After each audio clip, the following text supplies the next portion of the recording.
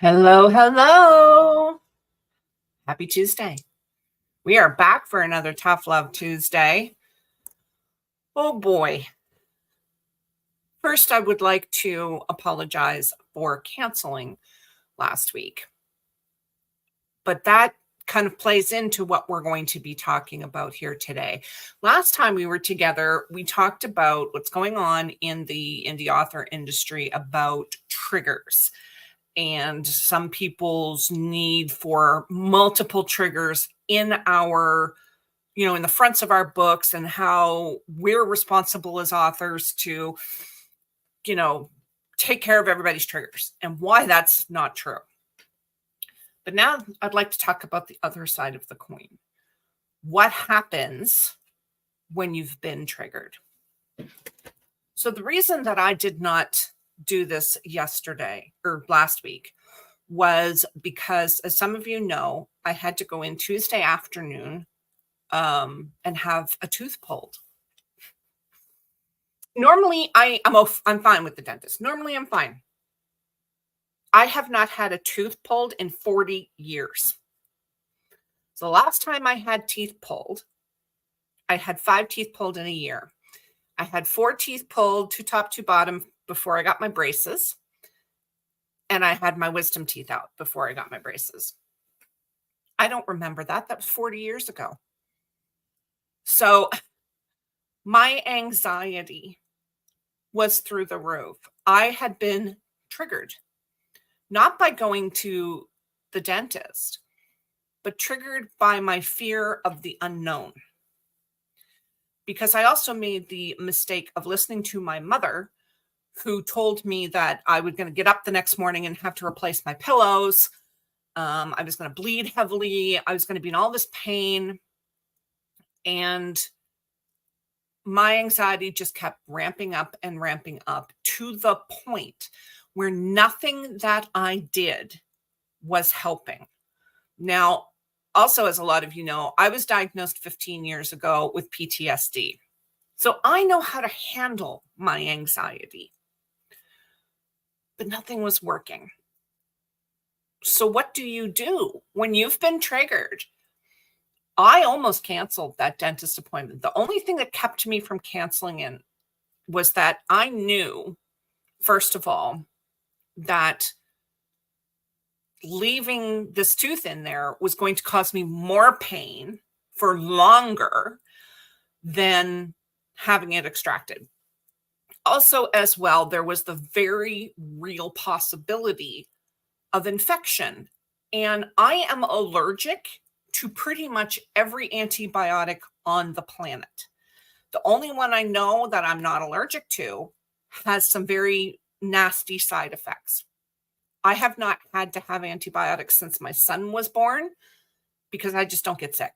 And I will do everything I can to avoid having to take antibiotics.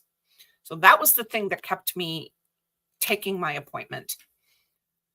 And as it turned out, my anxiety was all for nothing, because the entire thing was over in less than 10 minutes.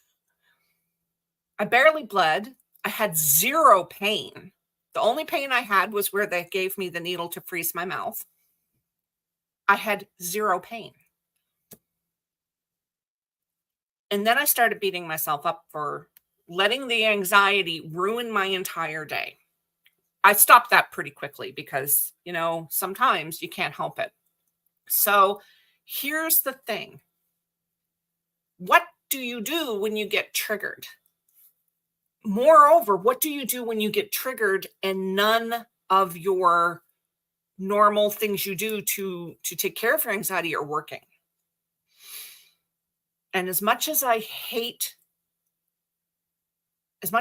this, sometimes, a lot of times,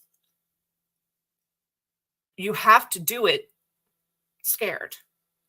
You have to do whatever is necessary to not give in to the anxiety.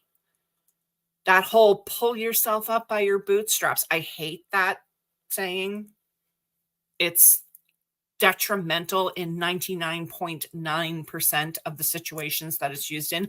But in this case, speaking from experience, last week was very recent experience for me. Sometimes you just have to. One thing that we as a society, I am finding in the last 5 years or so, especially since the pandemic, we are doing is, aside from making other people responsible for our triggers, which is something we should never do, I feel, and this is just my opinion, that a lot of times we're giving in too easily.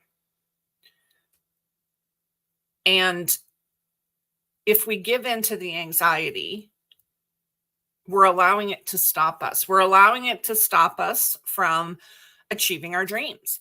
How much anxiety I get hitting that publish button after having done it now 26 times. And that's just my books, not my journals and everything else, because those don't give me anxiety. But publishing a book gives me anxiety. God, does it give me anxiety? We've all been there, right? Am I going to get crappy reviews? Is anybody going to buy it? All of that. And we feel that anxiety. Now imagine if we allowed the anxiety to win. Our anxiety is triggered by hitting that publish button. And imagine if we let it stop us. So why don't we let it stop us? Because we bloody well want to publish that book because it's our dream. So why aren't we doing it in other situations when we've been triggered? Now, I'm not talking about this hefty, triggers of trauma with a capital T. I'm talking about trauma with a lowercase t. And I know you guys know the difference, okay? I know you know the difference. I'm talking about being afraid to go to the dentist. My father had trauma, I'm pretty sure with a capital T, about going to the dentist, to the point we couldn't get him in the parking lot without him being stoned on Valium. Right? We couldn't get him in the parking. I couldn't get him in the car. He sure as heck couldn't drive himself back and forth like I did last Tuesday. He had to have a tooth pulled. It needed to be done in the hospital. And we had to he was so stoned. By the time we got to the hospital, I had to put him in a wheelchair because he couldn't walk. That's trauma with a capital T. I'm talking about that, logically, it's not going to end the world, but emotionally, you feel like it's going to end the world, where you have your logical brain and your emotional brain and they're fighting. I get that a lot. As a person with PTSD, I get that a lot. It is up to us to make ourselves do it anyway. Do it scared. We talk about our writing careers and we're talking about do it messy and just do it, just start. But in the last 5 years, it has become unacceptable to push ourselves past the anxiety. We're supposed to give in to the trigger, and that's called self-care. But it's not. I'm here to tell you that it's not. Again, I am not a therapist. I am somebody who has been there, former child and youth care worker, got the training, not the certificate. I am here to tell you that it is not self-care to always, every time give in to your anxiety. Self-care is pushing yourself beyond the anxiety and getting your butt in the dentist chair, or going and having that mammogram. I put off my first mammogram for 4 years. I had a lump and I still put it off because I was afraid of what they were going to tell me. I gave in. until finally my therapist said to me, would you knock it off and get your butt in there and get it done? Because if it's not benign, it's gonna kill you. And then I realized that the thought of hearing I had the big C, I couldn't let it stop me from hearing that I had the big C. Turned out it was benign, like every other lump in my lumpy body. But this is the thing. I allowed it. And not only did it keep me from getting a diagnosis that I needed one way or the other, it perpetuated the anxiety, because every time I would, be in the shower or something and I feel that lump in my breast and okay, then it would be like, oh my God, I have cancer. Oh my God, I have cancer. And the anxiety would ramp up again. 4 years of anxiety over that lump. And it just turned out that it's just a lump. Women get them all the time. Found out people in my family, women in my family, get these. These are a thing in my family. Did not know that. But I suffered way more anxiety over it by not pushing myself beyond that fear trigger than I did of having the procedure. Because as well, I mean, the anxiety of, oh my God, this is really going to hurt getting this mammogram, it didn't hurt me at all. Why do we do this to ourselves? Why do we do this? I like this, Angela, getting someone to sit with you. Absolutely. If that's what it takes, then do it. But the thing of it is, we have to stop allowing these triggers to stop us from doing the things that need to be done. That's the problem, is when we stop it from letting us do what we need to do.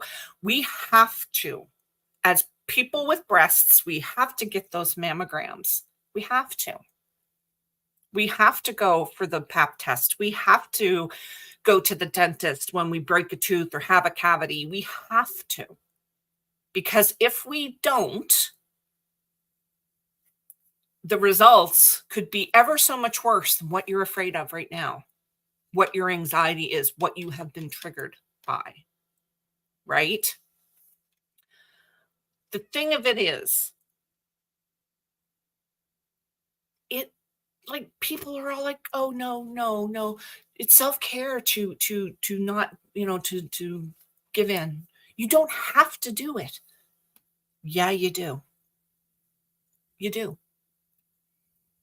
Sometimes you just have to say, enough is enough, anxiety. I will take you with me because I have no choice, but you can drive along to the dentist with me while I go sit in the chair and get this tooth pulled. It's not acceptable. It is not self-care to give in to our anxiety and to let our triggers stop us. It's not self-care. Even if it's a capital T trauma, it's still not self-care. I'm telling you right now, you still have to find a way to live your life while carrying that with you. If you don't have the luxury of going to therapy, to have somebody help you figure out how to deal with this, give you the tools to stop this from happening, you have to find a way. You have to find a way, because this could be life-threatening to you. Example was me, 4 years of not going for a mammogram. That could have been life-threatening. And I was letting anxiety of a possible diagnosis I didn't want to hear stop me from getting the diagnosis that I needed. It's ridiculous. Exactly, Brandy. My therapist did the exact same thing. Exact same thing. Her name is Francine. And she comes with me. We don't get along. We don't get along at all. She drives me crazy. But she's part of me. Please find a way. Find a way to get through this anxiety, but stop giving in and calling it self-care. You're not hurting anybody but yourself with that, okay? Because who cares, right? Unless, hey, you know what? You need to go find out whether or not that lump is something that's going to affect not only you, but your family. Okay? But stop giving in and calling it self-care. It is not self-care. Self-care is forcing yourself to go when you don't want to. That is your self-care. Bring a friend. Tell the technician or the dentist or the doctor, look, my anxiety is through the roof. This is what I told the lady when I went in for my mammogram. I was like, I am so proud of myself that I'm finally here because it's been 4 years of me talking myself up to this point. And she went, wow, I'm proud of you too. And she gave my arm a little squeeze and led me into the room. And she said, I will stop whenever you need me to. She understood. These people understand. They deal with it all day, every day. So tell them, because you're not doing anyone any favors by ignoring it, but you're doing yourself a disservice by letting it stop you. Why you got to be calling me out today? This is it, Ange. And I mean, I'm not just talking about medical procedures. I'm talking about hitting that publication button. I'm talking about starting that Etsy shop. For you scribers that are here, I'm talking about launching your plan B. It's not self-care. It's not self-care. It doesn't do you any good. It does you more damage. It does you more damage than good. So stop. The anxiety, just I hate to say this, you know, I know this a lot of times I get harsh and I'm about to get harsh again. Suck it up. Because when it comes to things that can do you more harm than good, suck it up. Do it anyway. Because it needs to get done. You're not doing yourself any favors. If you cannot find a therapist, if you don't have that resource, talk to your friends. I guarantee you that somebody in your circle has been in your shoes. We're going to talk about that not next week, but the week after, about your circle of friends. Because this is becoming more and more important as our lives move more and more online. We are going to talk about that. But next week, we are going to be talking about apologies. As a Canadian who will apologize when to the door if they walk into it, that's going to be a rough one. But we are going to talk about that next week. And in the meantime, I want you guys to do something that scares you. I saw a little video today. I'll leave you with this. I saw a little video today of a young man who's talking about if you want to start getting up at 4 a.m. to run, then get up at 4 a.m. and run. It's going to suck. Do something every day that sucks. I will leave you with that. Do something every day that sucks. I love you guys to bits. Think about what I said, and I will see you next Tuesday. Take care of yourselves.